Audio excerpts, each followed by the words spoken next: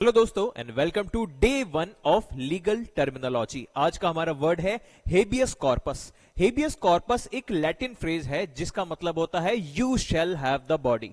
इसका मतलब अगर पुलिस किसी भी इंसान को जब डिटेन करती है, गिरफ्तार करने जाती है, तब पुलिस को उस इंसान को और उसके फैमिली मेंबर्स को इन्फॉर्म करना होता है कि किस बयां पे, किस रीजन से गिरफ्तार किया जा रहा है, एंड गिरफ्तार करने के बाद एक फिक्स्ड टाइम में पुलिस को उस इंसान को किसी अथॉरिटी, किसी मजिस्ट्रेट के सामने पेश करना होता है। तो you shall have the body मतलब उस इंसान को लेकर आओ, उस इंसान के उसको यहां पर फिजिकली लेकर आओ अथॉरिटी के सामने या उस मजिस्ट्रेट के सामने या उस पर्सन के सामने जो भी वहां पे रेस्पेक्टिव पोजीशन रखता है। तो हेबियस कॉर्पस का जो लिटरल मीनिंग जो है, अगर हम लीगल टर्मिनोलॉजी में बात करें तो हेबियस कॉर्पस का मतलब होता है एक रिट लगाई जाती है जिससे उस पर्सन को प्रोड्यूस किया जाता है जिसको अनलॉफुली डिटेन किया जाता है। अब अनलॉफुल डिटेंशन का मतलब, डिटेंशन का एक प्रोसीजर है। अगर किसी को अरेस्ट करते हैं तो उसका एक प्रोसीजर है, अगर वो प्रोसीजर फॉलो नहीं होता है तो हम उसको कहते हैं अनलॉफुल डिटेंशन।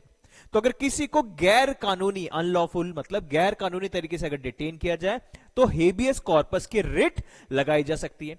अभी क्यों लगाई जा सकती है? क्योंकि आर्टिकल 21 हमें right to life and liberty देता है। अब जो कॉन्स्टिट्यूशन का 21 आर्टिकल है वो हमारी पर्सनल लिबर्टी को प्रोटेक्ट करता है कि अगर गिरफ्तार कर रहे हो तो पहले बताओ किस वजह से गिरफ्तार कर रहे हो। ये हमारा कॉन्स्टिट्यूशन हमको हक देता है पूछने का और हमें जानने का हक होगा।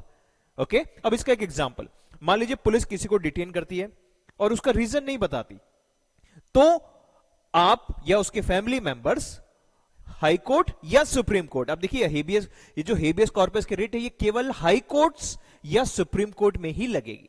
तो सुप्रीम कोर्ट या हाई कोर्ट में जाके हेबियस कॉर्पस की रिट फाइल कर सकते हैं, जो भी आपको नियरेस्ट या अप्रोप्रिएट हाई कोर्ट या सुप्रीम कोर्ट लगता है वहां पर जाकर। इस चीज को हम कहते हैं हेबियस कॉर्पस। सोच में आया? अनलॉफुल डिटेंशन की अगेंस्ट में जो रिट लगाई जाती है उसको हम कहते हैं हेबियस कॉर्पस रिट। ओके।